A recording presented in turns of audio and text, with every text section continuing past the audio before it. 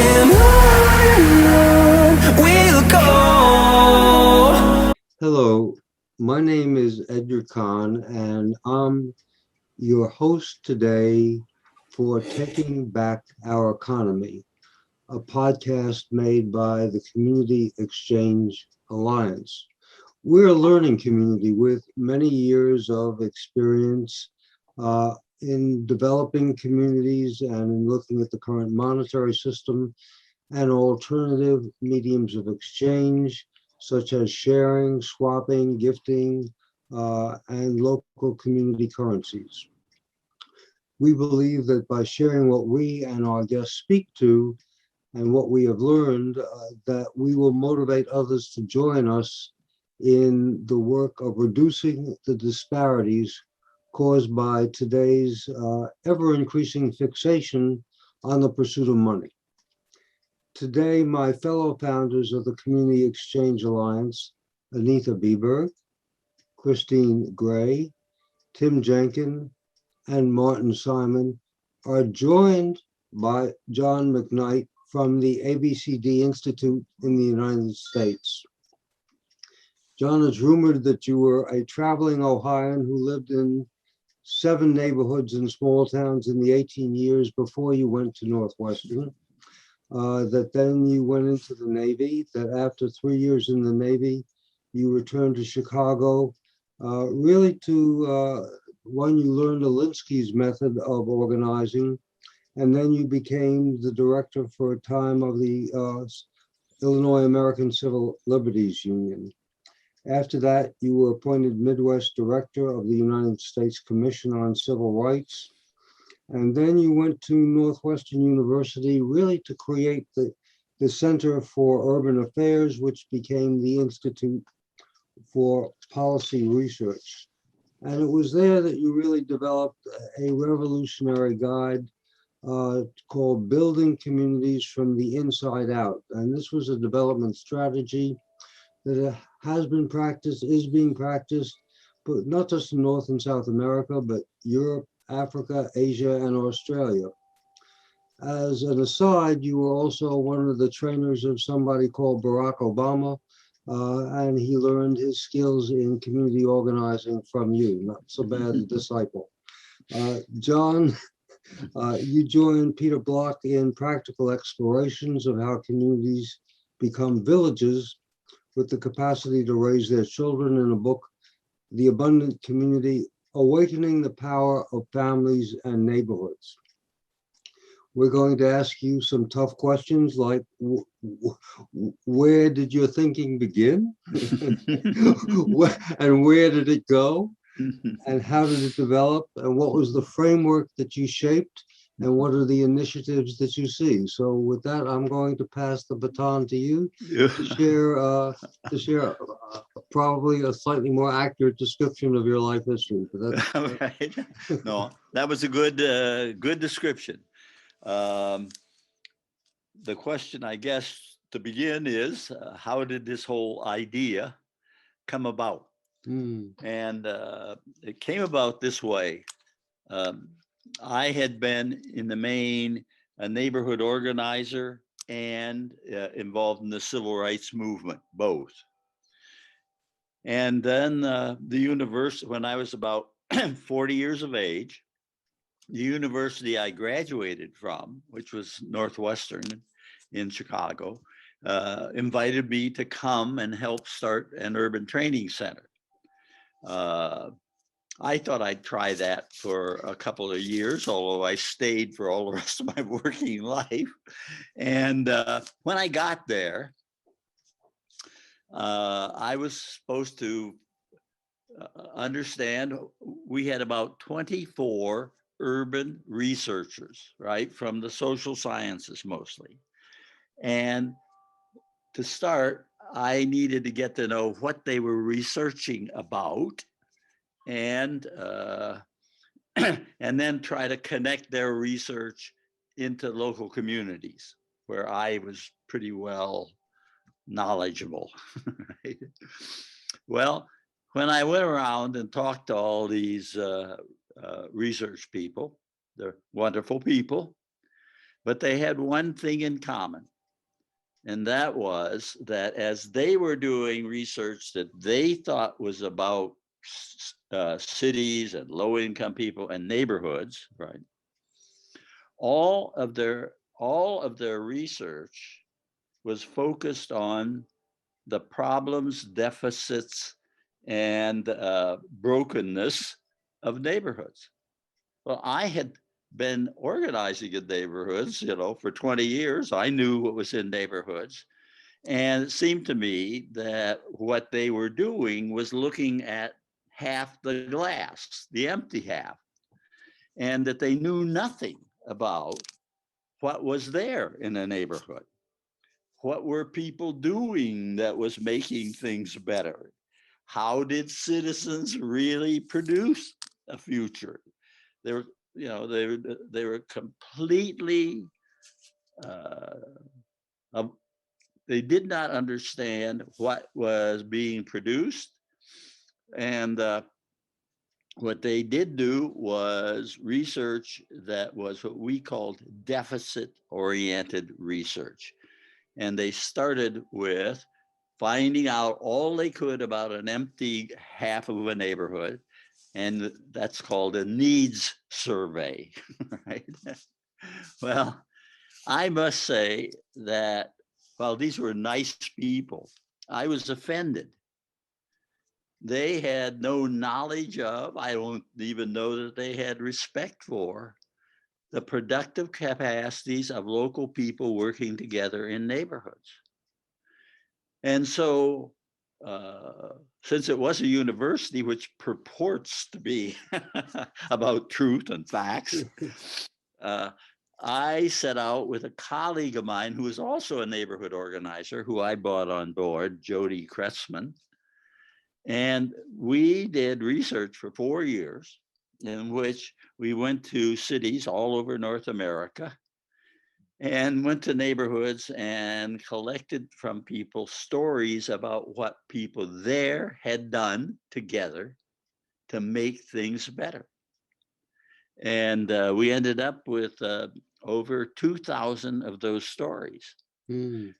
Now, this was data no university or foundation in the United States at that time had any idea about, right? So we wrote a book based on what we had found. And that book took off amazingly. People began to ask us to come and speak to their board and help train their staff and do consulting. And so we knew we couldn't begin to do that. We had the time for all the demand that the book had created. So we chose 24 people who we knew who were producers of the common good in local neighborhoods.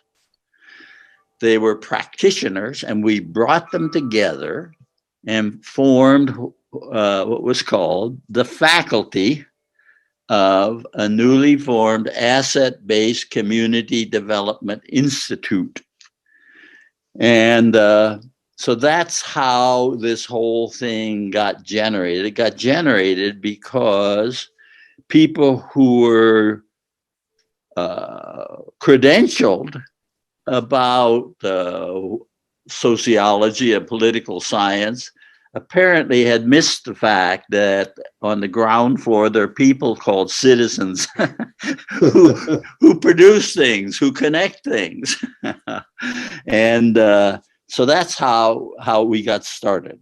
Now, what is an asset-based approach to community development? Well, it could be a lot of things, but what we thought it was this. If you took the 2,000 stories, and the stories were about what people had done together in their neighborhood that made things better, right? That's what these stories were about. So at that time, and we're talking in the 80s, at that time, foundations, universities, and governments, right, were totally focused on what wasn't there, and therefore they thought that what was there was needs, and we thought what was there was capacities. But in order to make it very clear what was there, not to be generalists, we decided to look at 2,000 stories and ask about each story, what was there that people used when they made things better? And we concluded that the stories were about all kinds of things having to deal with youth, economy, health, right? But there were 5 basic building blocks that we thought were the pool from which people built better communities. So that we could say, here are the basic resources or the assets that people use when they make things better. And so if you want to make things better, you ought to know about these resources. We called them assets, because an asset is something that starts out small, and if you invest it correctly, it grows large. And that's what we thought was happening in the neighborhoods. They had some small things, and when they put them together, they grew up, right? So let me just, for the listeners, give you a quick review of what we thought those 5 things are and still do. So what are these 5 resources or building blocks or ingredients of community power building and exchange? Well, the first one was, and is, I should say is the gifts, capacities, and skills of the local residents. It's the flour in the cake, the primary ingredient. It is what they have to offer, what they have to contribute, right? And of course, time banking is a wonderful manifestation of a recognition of that fact and creating a mechanism by which those assets can be shared, traded, and exchanged, right? So we're right on the same track. The second asset that we found was that all over neighborhoods, people came together in groups, not just individually with their gifts, but groups. And these groups were ways that they could magnify their voices, that they could have more power with their gifts and assets. And so we chose to call these groups associations, which is the name Alexis de Tocqueville gave them in Democracy in America. They are the primary building blocks of a democracy. The joint activity of a group of people who take 3 powers: the power to decide what needs to be done, the power to decide how to do it, and thirdly, the power to get their neighbors to join them to implement the idea that they want to make manifest. So associations are the magnifiers of the gifts of individuals, right? But they are also the vehicle through which democracy was thought to be manifested. That way of being, we think, is central. And if you go to Bill of Rights, it says in the First Amendment, we have 2 most basic rights are freedom of expression, the ability to contribute our gifts, right? And second, freedom of association, right? The ability to come together to be producers of the future. So those are the 2 primary aspects that we have identified. And an awful lot of our work is about helping local people and institutions see that that's the center of society. It's not some peripheral edge of something. It is why we have our basic rights is to allow us to manifest our capacities and to collectively act with them. Now, there are third, fourth, and fifth assets, and I'll go over them more quickly. The third one is local institutions. Now, the difference primarily between local institutions and associations is people in associations aren't paid. People in institutions are paid. People in association are held together. The glue that holds them together is trust. The glue that holds people together in institutions is money, right? And so local institutions do show up often on a story. The local hardware store may show up in a story, or a very local agency, or a governmental entity. A library may show up, or a school. But the most local manifestations of the three kinds of institutions: government, not-for-profit, and for-profit.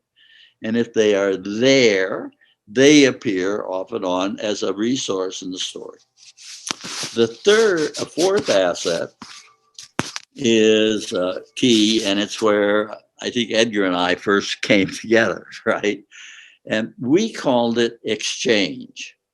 We said that an asset is the giving, sharing, trading, bartering, buying, and selling that connects the assets together. So we now, I think, would say more than exchange, we would say connections, right? That the essential process that enables assets to become usable is they get connected. And we came to realize that every story we had could be understood as assets that were unconnected that got connected, right? And that's what time bank is, right? A mechanism for doing that. The fifth asset is the story of the neighborhood. And by the story, I mean the cultural ways that people have to manifest their being, their knowledge, their history, their possibility. And so a neighborhood without a story is rootless. It doesn't have a history. And we think the history of a neighborhood and the people who are there is a critical element in producing a culture of contribution. Now, since we wrote the book that has the 5 assets in it, we've added a 6th, and the 6th is the physical space. That is, you could say that the individuals and the associations get connected on a stage, right? And the stage for the neighborhood is the physical space, everything that is above it and everything that is under it. So those are what we would now say are the 6 building blocks. The second major point is to know them won't make anything happen. They have to be connected. And the third thing is that probably doesn't happen unless some individual, some association, or some institution takes an initiative to stimulate the connection. So what we're very interested in at the local level is, where do the connections come from? Who's doing that, right? If they aren't doing it, how could we stimulate people to begin to do the connective process? I want to distinguish that a little from the idea of leadership. Some leaders may be connectors, but mostly connectors are not leaders. Leaders are at the front of the room. Connectors are in the middle of the room, right? They are people who are tending to relationships more than a vision and where we ought to go, which is a leader's role. So a lot of our work tries to get people to focus on connectors and that process. And maybe a little later, I can talk about where we have seen connectorship grow uh, in North America. But that's the story in brief. Let me stop there and see if there's any arguments or testimonials. I, I think, how does one activate that? What are the disparities that generate the kind uh, of initiatives, of community building initiatives? Because no community starts perfect. There are always disparities. Some are intolerable. Mhm. We have a little problem called racism, a little problem called ageism, Yeah. and a few other problems. So how does your vision of community address the need to evolve and the need to address those kinds of disparities, John? You know, I'd want to say that I think an asset-based approach that's local is not necessarily a silver bullet, right? Mhm. It is circumscribed in its manifestations and its probable outcomes. One of the problems in the United States is, as we all know, is that by and large, in urban areas, people of color are segregated still from people who are white. And so if you focus on neighborhoods, you are very likely to, in the United States, to end up with one race neighborhoods.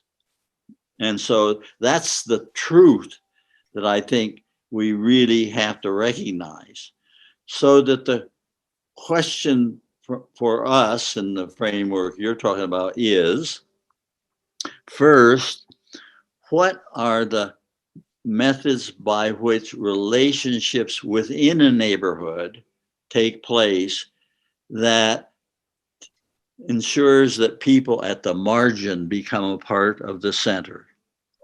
And that's always been one of our four key goals. Now, in the United States, mostly the people at the margins in the neighborhood are of the same race. And that's the truth of it, right?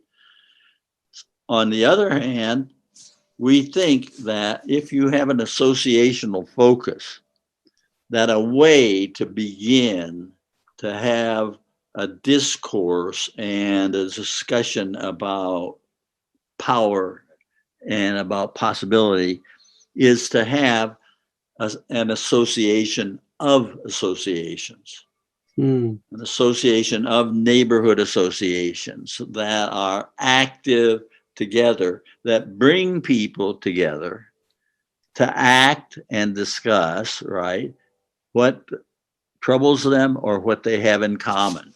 But they're doing it more collectively, which tends to focus on issues than individually, right? Now, there's a lot of anti-racism work which is trying to affect the thinking of individuals. I think we would tend to think that our focus is upon how do you influence the relationships of people through who are associated, right? And so that's the way we have approached the larger issues. But I don't think we want to put a big claim on that because of how segregated our society is. I think that it isn't until people in a local neighborhood form strong associations that they're going to have sufficient power to reach outside and to get institutions to change. And that's the way Saul Alinsky saw the world, right?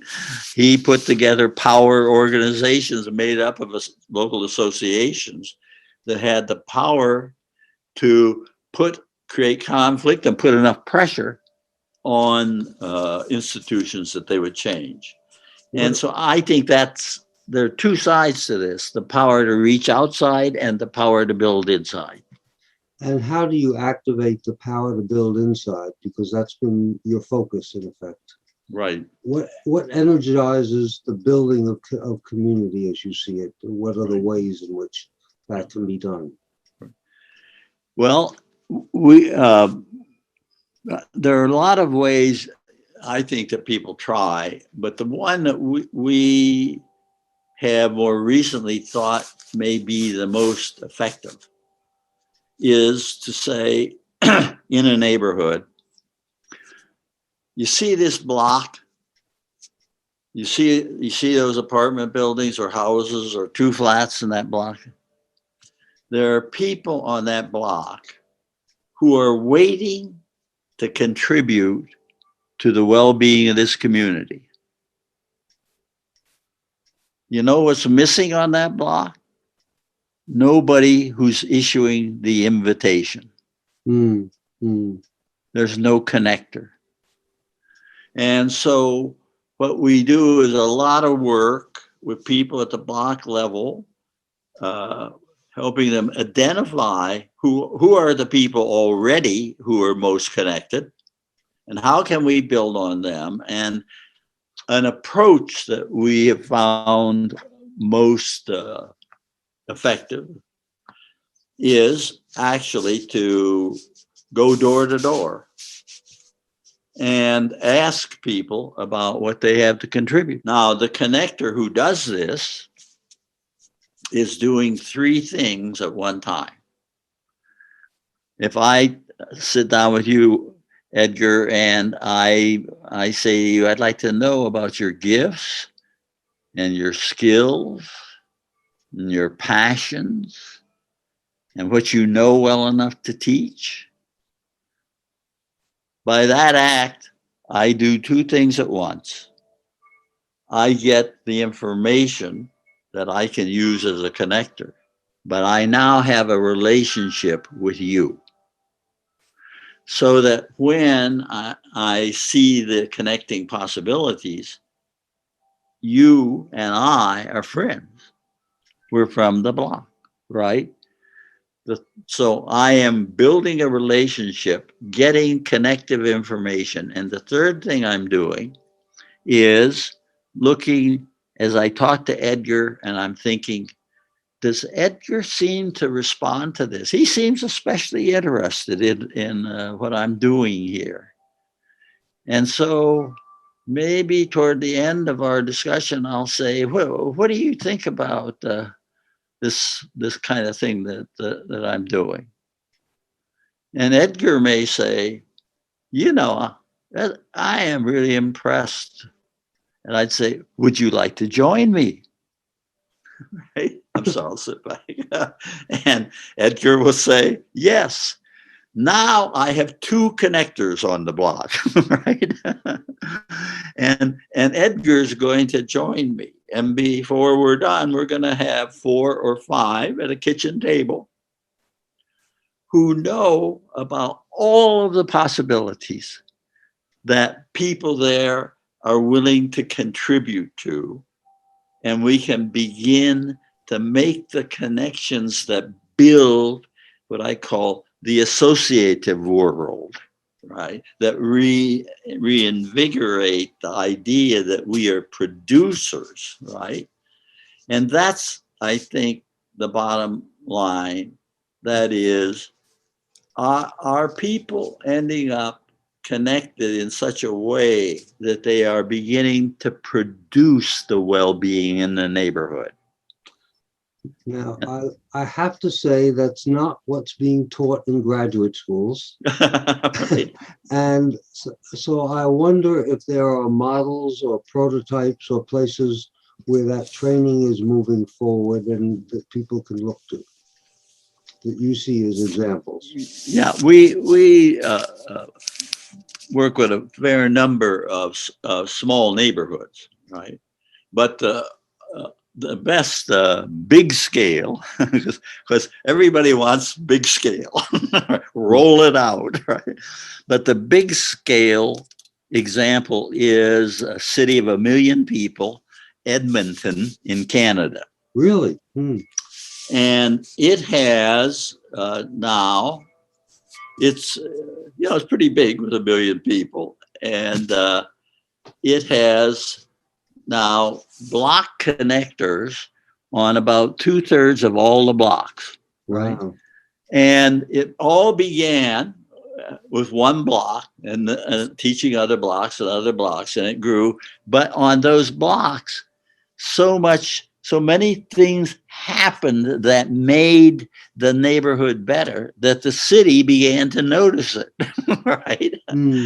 And so after maybe 1/3 of the blocks were organized through connections, the city decided that they were going to have as their community policy the support of the connector movement in Edmonton.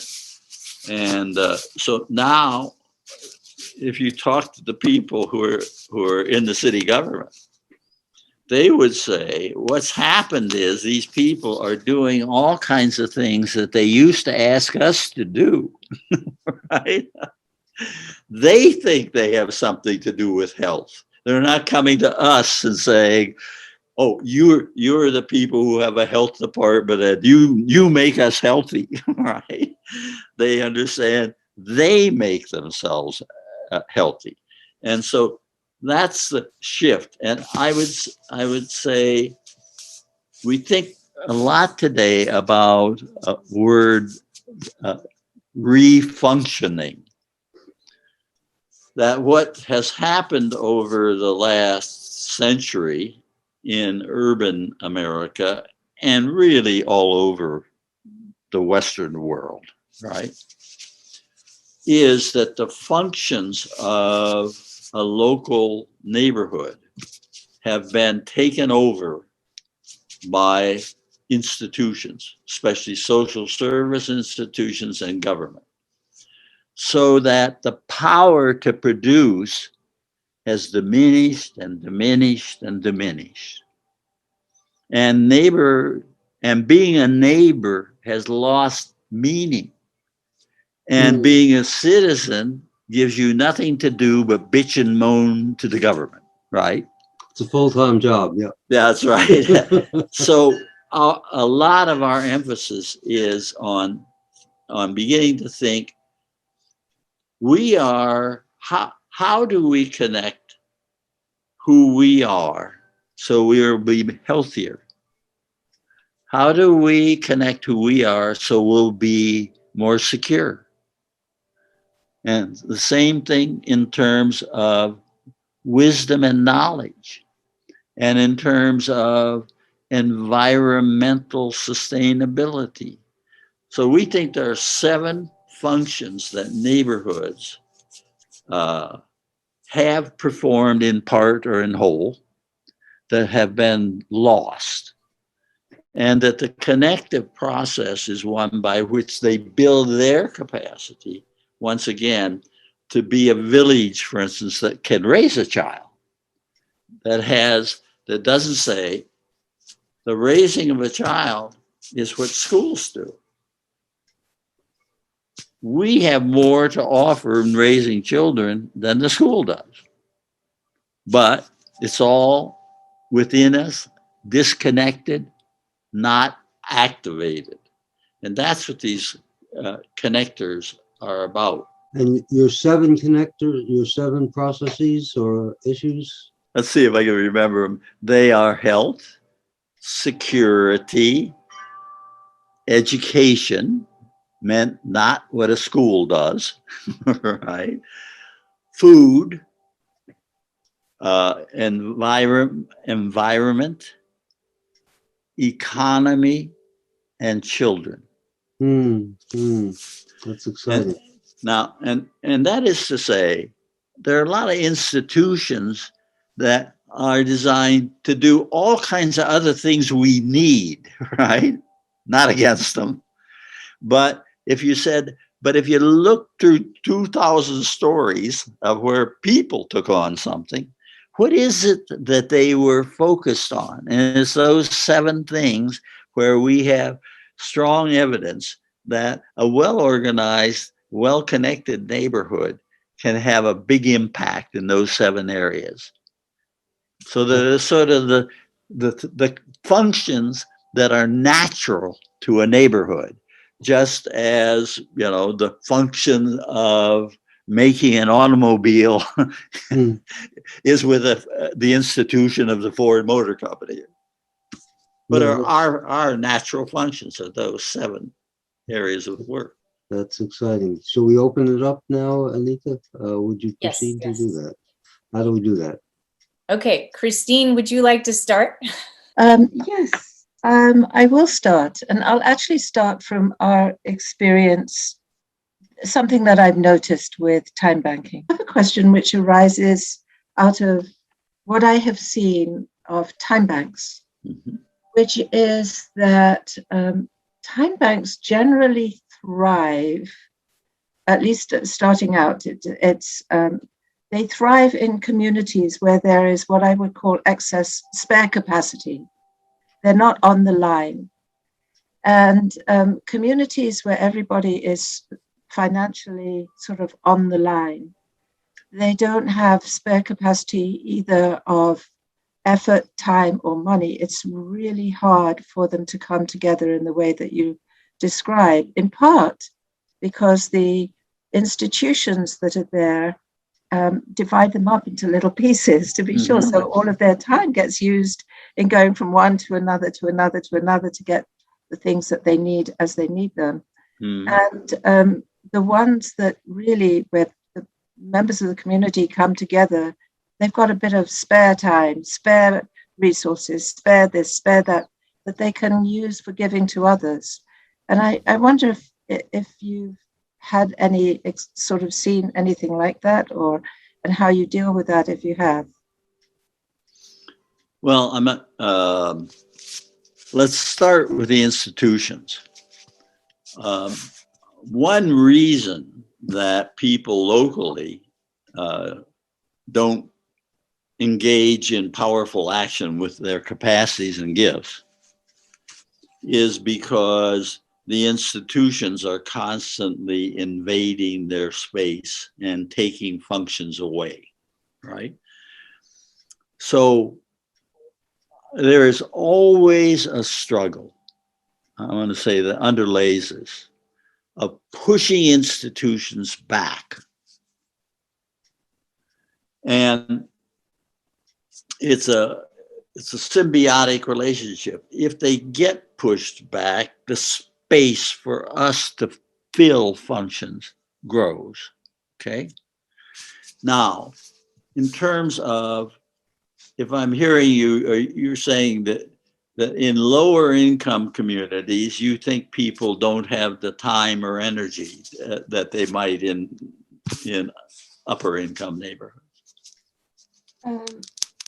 I'm thinking about this very carefully and about situations in which we've really struggled to get the time banking flowing and where we haven't.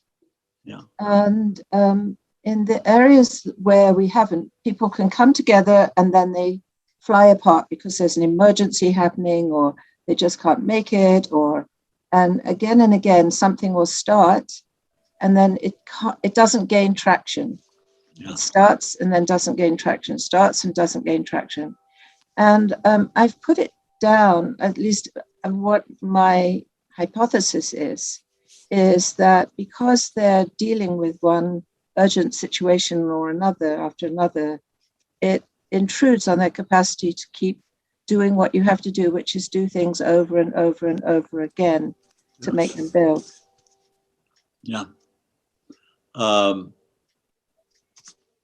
As I would hear what you're talking about, Alinsky organizing that I was involved in very much was about dealing with all the issues and crises, right, that impinged on a neighborhood. And so we were creating an association of associations that was issue crisis focused, right? The trouble with it, in a way, was that you can't build long-term relationships on crisis, because if you're organized to deal with a crisis and you deal with it, it's done and your purpose is lost, right? So there is something about the outside focus that leads, I think, to less continuity. Now, the connectors themselves are key instruments for continuity. They are there. Most all of them are not paid. And I think the abiding nature of community work of the kind I'm talking about inside grows out of having 2 or 3 people who are committed to being the connective tissue on a block at the very local level. And that the reason it lasts is because the resource they're tapping into is what I believe I have that's good. Because I've asked you, can you tell me what are your gifts, right? I've asked you, what are your skills? I've asked you, what are your passions? And what do you know that you could share with kids? And when you begin to think of yourself as a very gifted person and that somebody else knows that, your motivation changes. That's the thing that I think this process does. It gives the motivation for people to feel they are recognized. Their worth is being called on, not somebody else's issue or problem, but what they have to offer, what they have pride in. And if you have a connector and that's what they're drawing on from the motivation of people, I think it lasts a long time. Yeah. That make sense to you? If I ask you those 4 questions, which were the ones we most often ask, right? What are your gifts, skills, passions, and what do you know so well you could teach it, especially to kids, right? Let's imagine I asked you that. So, John, here's the question, because in fact, of course, that's how we proceed with time banking. That's exactly what we do. Sure, right. And so maybe I'll come at this a slightly different way, because what you spoke to was pushing back the organizations that actually are sort of subtracting, in a way, the community capacity in the name of helping. Yeah, right. So maybe that is the way that I should come to this question and ask, that is, I would say, probably the area where we have not developed our skills collectively on how to do that pushing back. Yeah. Well, what we are mostly doing at the local level is talking with people about, what do you think this neighborhood can do? And we know what it can do is at least to use all of the things that people have told your connector they can do, right? And then you can get a discussion going, usually, about what is it that we can do that the institutions are acting like they're doing. For instance, a fair number of people in this neighborhood have said that they like to work with young people. We know who they are, right? At the same time, the city and the social service agencies are telling us what we need is more youth workers, right? Who are paid, number one, and most of whom won't be from the neighborhood, right? And then we would ask, how many youth workers do you think it will take so that the young people in this neighborhood are satisfying in terms of their behavior? And people laugh because they realize, they do not believe that youth workers, if you multiply them by 100, would really change the culture that young people are in because they are not connected in the neighborhood with adults. And so you can see people beginning to see, right, how the real solution to their problems are within their own capacities, right? And I think that that's what opens up all the other possibilities and gives you some continuity and a realization that if we do this, then the city shouldn't do that. It's a heightened awareness of what's possible.